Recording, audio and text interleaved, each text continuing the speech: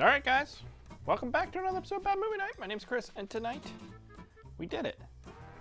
We did it. I knew we had it in us. Took 5 days, but we did it. Worst movie of 2021. Hacksaw.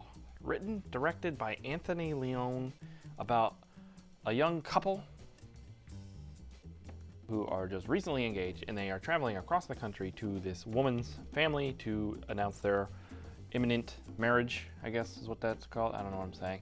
But anyways, they get distracted by a local legend in LA where Ed Hacksaw Jones, I just made that up, Ed Hacksaw, what's the hell is this guy's name? Ed Hacksaw Crow, an infamous serial killer, possibly killed 300 people in this warehouse in LA, and then some hijinks ensue. Hacksaws. So the movie opens with a young woman being held down by a single piece of duct tape.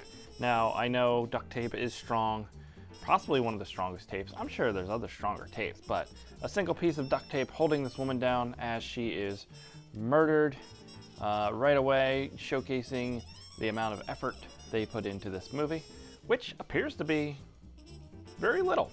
You know, just kind of setting the bar for this movie right away. Do I think a single piece of duct tape could hold me down? Possibly.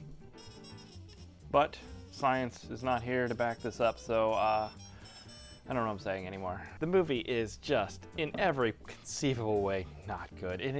And usually I'm pretty forgiving of low-budget movies if I feel like they put a lot of effort into them. And this one, man, this thing looks like they threw it together with so little amount of effort. I don't know if they like improv'd a lot of this movie where they're like, what if companies traveling across country and then they get killed by serial killers? That's a good idea, right? Never heard that before. And then they're like, yeah, we need a script now. We don't need a script. What we need is duct tape. They can come out here and pee on the wall too. Add a little art to the wall, you know? Potty train them. Yeah, it'll be fun. After this initial scene, you know, you gotta set up your killer. It cuts to something called The Heart Show, where a dude is outside of this warehouse and he's running this show where he's just talking about this local legend. And it goes on. And it goes on. And it's reintroduced several times throughout the movie as if it's important to the movie. And in fact, it's really not, because it just kind of ends randomly and is never brought back up again. It does feel like perhaps maybe it was added after the fact, because the movie's runtime wasn't long enough to be considered a feature. I don't know. Maybe I'm crazy. Maybe it was intentional the whole time, but it adds nothing to the movie. I think it's supposed to be so you can like dive more into this backstory of this serial killer, but the scenes feel like they're padded out and improv'd half the time, and I don't know if they're supposed to be funny or what they're supposed to be, but they just go on and on and on, and it adds literally nothing to the movie.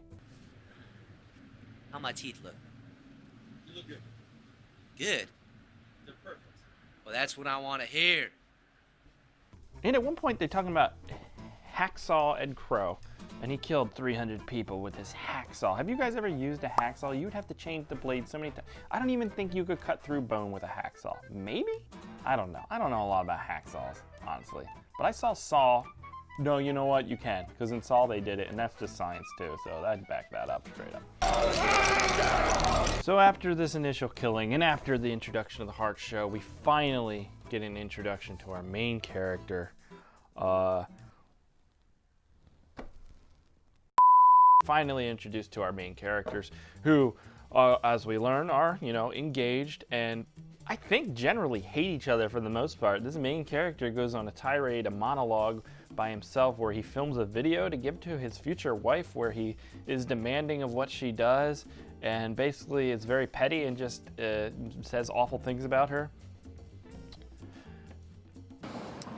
Oh, one other thing I want to add. When we get married and have kids, you're helping out, okay? I'm not gonna be your fucking slave. But you know, it is true love, because at one point he does mention that he wants to pinch her titty, and I believed it. It felt genuine. So, what do I know about love? Let me get a close-up. Stop. I'm gonna pinch your titty. Come on. Quit it, Dick. I'm driving. I gotta say, I wasn't on board for these characters at first, but drama does eventually strike, where our lead, our hero, It's a dramatic moment. I don't know how else to describe it. He needs to go to the bathroom. Will he or won't he? Will she pull over? Won't she pull over? Who knows what will happen? Okay, I'm gonna get a kidney stone, all right? There's a gas station coming up, all right? And I just really need to go to the bathroom! That's just one of the dramatic moments in the movie before we even get to like the really inciting incident around 17 minutes into the movie where our lead actress wants jalapeno chips. And will he get them for her or won't he? That is the question. Inside Please, there. babe.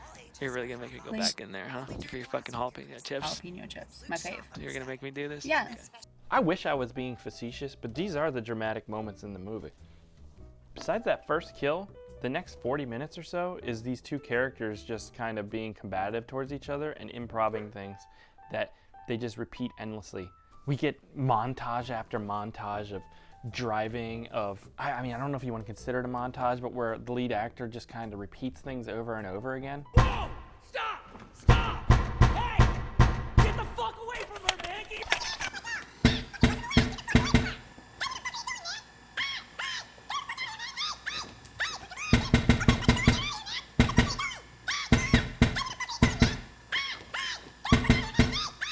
Like this conversation here. What is the point of this? The pictures of the raindrops are beautiful. Fucking girls.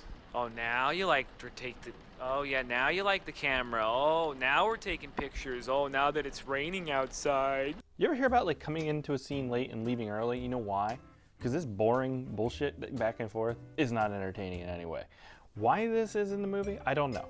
There's moments like this in the movie where our hero is talking to his fiance and he's talking about his bad relationship he has with his dad. Like they're trying to build this backstory to this character. And you're like, oh, that'll come out again later, right? Because they're spending a lot of time on this. But it doesn't, so what's the point? And he even says something to the fact that he's not really the talking type. Well, I fucking disagree based on the facts of this movie. I've seen this movie. I've seen it twice. I watched this movie twice. That's probably why I'm so angry about it. Hey, honey, after we get married, do you think maybe we could move into a house like this one? Oh, that's lovely. Look at those windows. Oh man, this is perfect. We don't even have to, yeah, it doesn't even need any touching up or anything. This is ready, babe, right? Sometimes we make bad life decisions. I mean, that's maybe what this movie is about. Maybe that's the whole idea behind this movie. It's a bad life decision to watch it, and then the characters are making bad life decisions. They're clearly not meant for each other. They don't get along. I don't know why I got so drawn into this, like, bad relationship, but I think it is the most, like, well-realized part of the movie. It feels like a toxic relationship. I mean, the movie certainly in no way is, like, diving into these themes. I think it's just how these people act or wrote this movie, where they thought this is how normal people talk to each other, or loving, caring people talk to each other, or maybe not. Maybe they're meant to be so awful that we want them to die. I don't really know what the goal was for this. Looks like a full human bladder exploded all over the wall. Oh, it looks like the bathroom when you don't clean it, honey. Oh, cute. So the other thing I want to point out is it feels like most of this movie, the director is shooting handheld as a found footage thing with this lead actress, and then later on they ADR'd all the lines with the actor. And it seems pretty obvious because at one point you hear the director say the line and then you hear the ADR of it, like they just missed cutting it out. I'm not having 5 kids. I never said we're having 5 kids. Or 4. 1 is good. How does that happen? Like, I didn't miss that on the first viewing. Like, if I saw this movie like 3 times and then I caught it, it'd be one thing. It'd be easy to miss. But I literally heard it the first time I watched this movie. It was so obvious. I'm not having 5 kids. I never said we're having 5 kids. Or 4. We can talk about some of the music of this movie. Some of it's not that bad. I think it's more the utilization of it. But there's like a track, like this track. It goes on and on for like 5 minutes, and it's literally like one note, but using a few different like VSTs of a synth. So it's like a bass synth and then some sort of percussion arpeggiated type thing. Like, I can do this in like a minute.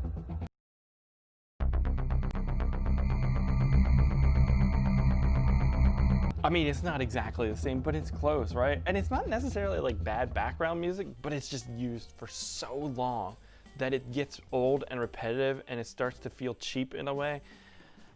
I don't think that's the problem of the musician, because like I said, some of the other music tracks in this are okay. It's just the utilization of it. Just doesn't feel like they know what they're doing with this movie. When they're editing, directing, I don't know. This coffee's cold and bitter. Like the lead character in this movie. That's a good one. So when we do finally get inside the building, and I get it, it was an enigma. How could they find their way in? Well, it turns out you just go in the door. But, you know, it's whatever. Like, I wish I could say the movie improved because you're finally to, like, the action sequences, the horror elements of the movie, but it doesn't. It's just a mess. It's all dark. You can't see what's going on. The fight sequences are edited in such a way you have no idea what happened. It's so jarring. The lead actress just kind of runs around in these dark hallways, randomly doing things. Killers show up. Sometimes they die. Sometimes they don't. We get lots of footage of meat being cut close up. Like, it fetishizes this, like, thinks it's gory and gross, but it just looks like meat being cut up the whole time. And then they eventually introduce some sort of supernatural element as if it's interesting, but it doesn't really add anything to the movie. And then the movie ends, and yeah. I think you'll get reception like this for this movie. That the general audience will say this is a god-awful movie, and you'll probably get people from the production crew defending this movie, 10 out of 10, best movie, best horror movie of all time, and then you'll get a bunch of people saying, well, the movie was bad, but the actress with the tight tank top, she was pretty hot. That's what I foresee. I've been doing this for too long. So, yeah, I don't know why I went and put so much effort into this movie, but it is what it is. So yeah, it's out now. It was $2 to rent on Amazon. It's definitely not worth the money. I don't think I enjoyed one aspect of this movie. I'm not trying to be a jerk about the movie. I just get frustrated when it feels like a super low effort. Like, it just doesn't feel like they put too much thought into any of these scenes or sequences or story. I think the lead actress's performance is all right, and I think she's giving it her all. Like I said, the music, while I don't think it fits most of the time or is used well, I think it's written okay. And the quality of it is okay. The camera work is horrible. There's barely any lighting. The gore effects feel like you're cutting into meat. The story is non-existent. And so we set the bar low starting the year out. But hey, that means we can only go up, right? Positivity, the year of positivity. So that's going to do it for Hacksaw. If you liked it, let me know. If you worked on the movie, I'm sorry. And I don't know. Happy New Year.